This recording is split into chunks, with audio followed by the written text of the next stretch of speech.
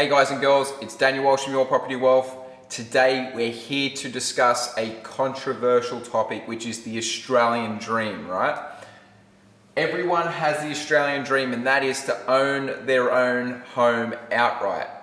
They're focused on doing this for like a 30-year period, and at the end, what I have found is a lot of people coming to me in their mid-50s and early 60s and saying that they haven't created the wealth that they need to retire, even though they own their own home. So I want to show you why the Australian dream is broken and how you need to do this in order to create financial freedom for yourself and to ensure that when you go into retirement that you're going to have passive income.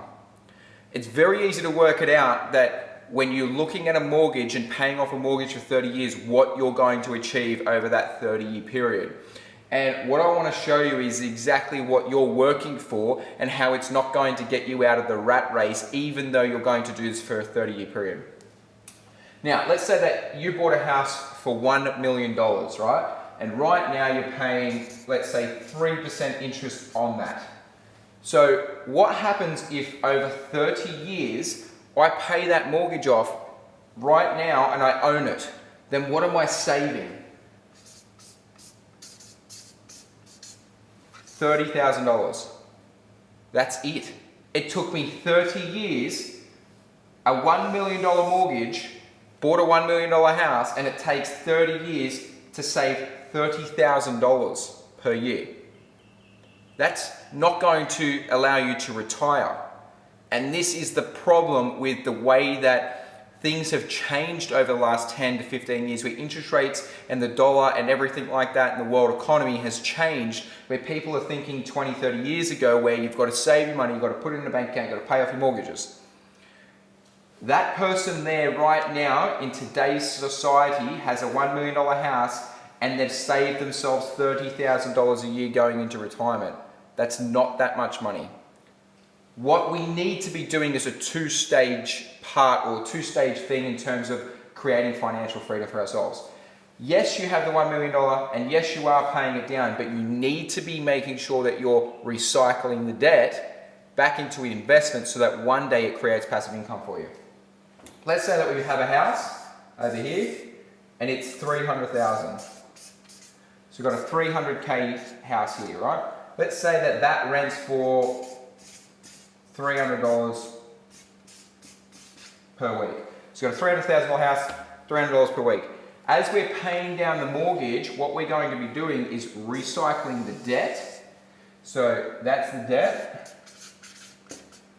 And that's non-deductible debt. We're recycling the debt and we're putting it back into an investment property so that over the next 20, 30 years, that investment property can grow in value, the rents can grow in value, and then you're going to have somebody else paying off that mortgage for you. So over a 10-year period, let's say that that 10-year period, that goes up to, say, 600K, right? So now it's worth 600,000, and now it rents for $600 per week.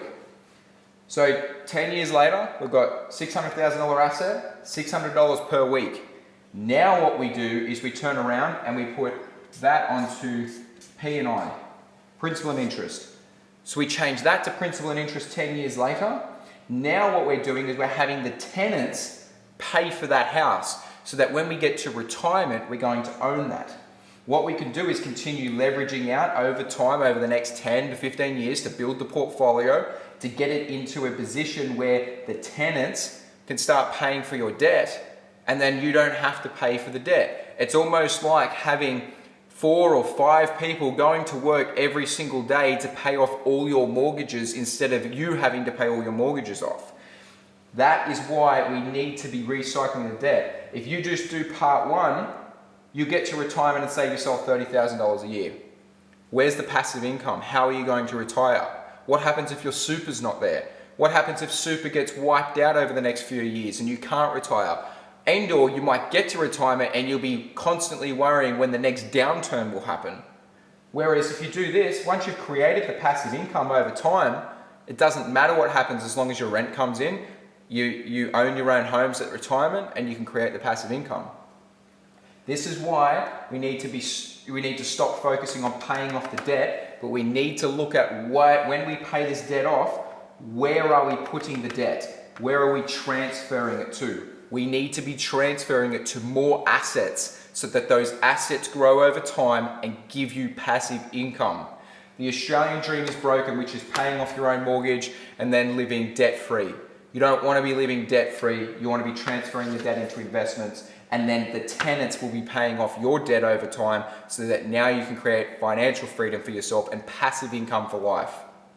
Anyway, guys, I hope you like my videos. If you want, like, share, and comment. Until next time, guys, have a great day.